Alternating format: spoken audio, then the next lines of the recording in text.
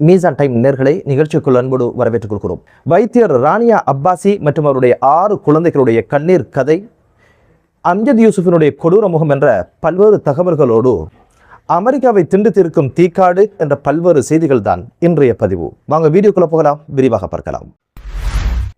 யுத்தம் என்று சொன்னாலே பல்வேறு காயங்களையும் பல்வேறு ரணங்களையும் மறக்க முடியாத, சகிக்க முடியாத பல்வேறு துன்பகரமான செய்திகளையும் தான் விட்டு செல்லும். இந்த பின்னணியில் தான் சிரியா யுத்தமும் ஒரு வைத்தியர் மற்றும் அவருடைய 6 குழந்தைகளுடைய கண்ணீர் கதைக்கு காரணமாக அமைஞ்சிருந்தது. சிரியா நாட்டினுடைய ஒரு வைத்தியர் அவருடைய 6 குழந்தைகளுக்கு நடந்த கொடூரம் இப்போது அம்பலத்துக்கு வந்திருக்கு. 2013ஆம் ஆண்டு சிரியாவினுடைய யுத்தம் உச்சத்தை தொட்டிருந்த சூழ்நிலையில்தான் திடீரென வைத்தியர் ராணியாவும் அவருடைய 6 குழந்தைகளும் மர்மமானாங்க. ராணியா ஒரு வைத்தியராக மட்டும் நாட்டுக்கு சேவை செய்யல, ஒரு சதுரங்க வீராங்கனையாக தேசிய மட்டம் என்ன பிராந்திய மட்டங்களிலும் நாட்டுக்கு பெரும் கீர்த்தியை பெற்றுக் கொடுத்தவங்க திடீரென எதனால காணாம போனாங்க அப்படின்ற ஒரு விஷயம் மிகப்பெரிய ஒரு கேள்வியை உண்டு பண்ணியது. ஆனா யுத்தத்தினுடைய உச்சம் அப்படின்றது சிரியால மக்கள் எப்படி காணாமல் போனாங்க என்ற கேள்விக்கு விடை இல்லாத ஒரு சூழ்நிலையை அந்த காலகட்டம் உருவாக்கி வச்சது. காரணம் என்ன அப்படின்னு பார்த்தீங்கன்னா, எப்போதுமே யுத்தம் என்பது இரு அணிகளுக்கு இடையில இடம்பெறது. ஆனால் சிரியாவினுடைய யுத்தம் பலமுனை தாக்குதலாக இருந்ததுனால மக்களோட நிலைகள் என்ன ஆனது என்பது பற்றி யாருக்குமே தெரியாத ஒரு சூழ்நிலை தான் இருந்தது. ஒரு பக்கத்தில் அரச படையினுடைய கொடூர தாக்குதல், அவங்களை எதிர்த்து புரட்சியாளர்களுடைய இராணுவ தாக்குதல், அதுபோக பயங்கரவாதிகளான ISIS உள்ள பூந்து அவர்களுடைய அட்டகாசம் ஒரு பக்கம், இவங்களை கூண்டோடு அழிக்கணும் அப்படின்னு சொல்லி அமெரிக்காவுடைய நேச நாடுகளோட பல்வேறு தாக்குதல்களை அங்க நடத்தி வந்தது. அதுபோக குர்திஷ் படைகளுடைய தாக்குதல் மறுமுனையில, அதுக்கிடையில HTS என்ற ஒரு ஆயுத குழுவும் போராட்டத்துல இருந்தாங்க. இப்படி பலமுனை தாக்குதலாக இருந்ததுனால யாருக்கு என்ன ஆகுது, எந்த பக்கம் போவது என்பது தெரியாமலே பல பேர் காணாமல் ஆனாங்க. ஒருவேளை ராணியா அப்பாஸும் அவருடைய 6 குழந்தைகளும் ஏதோ ஒரு வகையில வெளிநாட்டுக்கு தப்பி போய் நிம்மதியான ஒரு வாழ்க்கையை வாழ்றாங்களோ என்ற ஒரு கடுகளவு நிம்மதி இந்த குடும்பங்களில் எஞ்சி இருந்தவங்களுக்கு இருந்தது.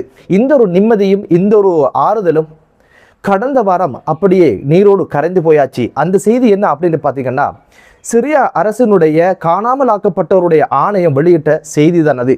அந்த ஆணையம் வெளியிட்ட செய்தி என்ன அப்படின்னு பார்த்தீங்கன்னா, வைத்தியர் ராணியா அப்பாசியும் அவருடைய 6 குழந்தைகளும் படுகொலை செய்யப்பட்டதற்கான ஆதாரங்களும் சான்றுகளும் தம்மிடம் இருக்குது அப்படின்ற அதிரடியான ஒரு செய்தியை வெளியிட்டது தான் அந்த கடுகளவு நிம்மதியையும் அந்த குடும்பங்களுக்கு இல்லாமல் ஆக்கியிருந்தது.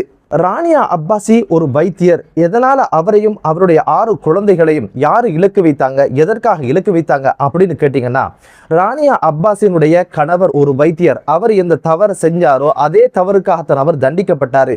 அந்த ஒரு தவறுக்காகத்தான் இப்போது ராணியா அப்பாசியும் அவருடைய 6 குழந்தைகளும் இப்படி தண்டிக்கப்பட்டாங்க அப்படின்னு ஒரு விஷயம் தான் இப்போது மிக பெரும் பேசுபொருளாக மாறியது. ராணியா அப்பாசியினுடைய கணவர் என்ன வகையான குற்றத்தை தான் செஞ்சிட்டாரு அப்படின்னு கேட்டீங்கன்னா, யுத்தத்தால் பாதிக்கப்பட்ட அப்பாவி மக்கள், குத்துயிராய் கொலையுயிராய் இருந்தவங்களை எல்லாம் தனது சொந்த வைத்தியசாலையில வைத்து சிகிச்சை அளித்தது தான் குற்றமாக இருந்திருக்கு என்பதுதான் ரொம்ப ஆச்சரியத்திலும் ஆச்சரியம். காரணம் என்ன அப்படின்னு பார்த்தீங்கன்னா, இவர்கள் எல்லாம் பயங்கரவாதிகளை தண்டிச்ச போது அவர்களுக்கு சிகிச்சை அளித்து உதவி அளித்ததும் பயங்கரவாதிகளாக இவங்களையும் கருதித்தான் இந்த ஒரு பாதக செயலை கணவன் தொடங்கி மனைவியோடு நிறுத்தி கொள்ளாம 6 அப்பாவி குழந்தைகளையும் கடத்தி படுகொலை செஞ்சிருக்கிறாங்க அப்படின்னு ஒரு விஷயம் தெரிய வருது. வெளியிடப்பட்ட காணொளியில இதை யாரு செஞ்சாங்க, எதுக்கு செஞ்சாங்க, பல்வேறு திடுக்கிடு விஷயங்கள் வெளிவந்திருக்குது. குறித்த காணொளியில 6 குழந்தைகளும் உயிருக்காக போராடி கொண்டிருப்பதும், அதுக்கிடையே ஒரு மனிதர் நடமாடி கொண்டிருப்பதும், அவருடைய உருவங்கள் தெளிவாக தெரியாவிட்டாலும் பேசுகின்ற அந்த வார்த்தைகளும் அந்த சத்தமும் அம்ஜத் யூசுப் தான் என்ற ஒரு விஷயத்தை இப்போது உறுதிப்படுத்தியிருக்கேன். குழந்தைகளை அம்ஜத் யூசுப் தான் படுகொலை செய்திருப்பான் அப்படின்ற ஒரு விஷயம் இப்போது உறுதிப்படுத்தப்பட்டிருக்கு. ஆனா இறந்தாங்க அப்படின்ற செய்தி தான் கிடைச்சதை தவிர இவங்களுடைய பிரேதங்கள் எங்கு என்ன ஏது என்ற எந்த ஒரு விஷயம் தெரியாமலே இப்போது சிரியாவினுடைய காணாமல் ஆக்கப்பட்டோர் குறித்த விசாரணை செய்கின்ற ஆணைக்குழு இந்த ஒரு செய்தியை இப்போது வெளியிட்டிருக்காங்க. அந்த காணொலியில மேலும் 288 பேர் படுகொலை செய்யப்படுகின்ற காட்சிகளும் பதிவு செய்யப்பட்டிருந்தது பெரும் அச்சத்தையும் மிகப்பெரிய ஒரு அதிர்ச்சியும் உண்டு பண்ணிருக்கு. யார் இந்த அம்ஜத் யூசுப் அப்படின்னு கேட்டீங்கன்னா, 1986ஆம் ஆண்டு பிறந்தவர், ஒரு சிறிய நாட்டு பிரஜை.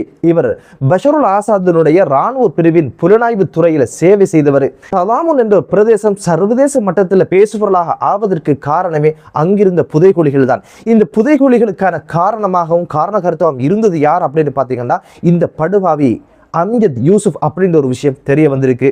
இவனுடைய தொலைபேசியிலிருந்து கண்டெடுக்கப்பட்ட காணொளிகள் என்ன காட்சிகளாக இருந்திருக்கு அப்படின்னு கேட்டீங்கன்னா, ஒரு புதைக்குழியில 41 பேரை தள்ளி ஒவ்வொருவருடைய கண்முன்னே மற்றவரை படுகொலை செய்கின்ற கொடூர காட்சியும், அதுக்கு பிற்பாடு அவர்களை எரிவூட்டிய சம்பவமும் அதில் பதிவாகியிருக்கு. அதுபோக மற்றும் அப்பாவி சில மக்களை பிடிச்சு குழியில போட்டு உயிரோடு எரித்த சம்பவங்களும் பதிவாகியிருக்கு.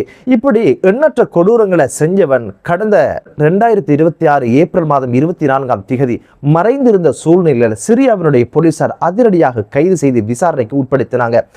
அவனுடைய வாக்குமூலங்கள் அவன் சொன்ன ஒரு விஷயம் என்ன அப்படின்னு பார்த்தீங்கன்னா, கிட்டத்தட்ட 500 அப்பாவி மக்களை படுகொலை செய்தது மட்டுமல்லாம இதில் பல பேரை சித்திரவதை செய்து எரியூட்டி கொன்றதாக அவனுடைய வாக்குமூலத்தை பதிவு செய்திருக்கிறான். கிட்டத்தட்ட 41 பேருக்கு மரண தண்டனையை அவனே நிறைவேற்றிருக்கிறான். எந்த விசாரணையும் கிடையாது, கோர்ட்ஸ் கிடையாது, கேஸ் கிடையாது. இவன் விரும்பியபடி 41 பேரை மரண தண்டனை நிறைவேற்றி கொண்டதாக அவனுடைய வாக்குமூலத்தை சொல்லியிருக்கிறான். இவை அனைத்தையும் இவன் எதற்காக செய்தான் அப்படின்னு கேட்டீங்கன்னா, பஷருல் ஆசாத் என்ற கொடுங்கோலுடைய ஆட்சியில் வச்சிருக்கணும். அதுக்கு எதிராக யாராவது கிளந்திருந்தாலோ அதுக்கு எதிராக குரல் கொடுத்தாரோ அவர்களை படுகொலை செய்கிறது தான் இவனுடைய பணியாக இருந்திருக்கு அப்படிங்கிற ஒரு விஷயம் தெரிய வந்திருக்குது.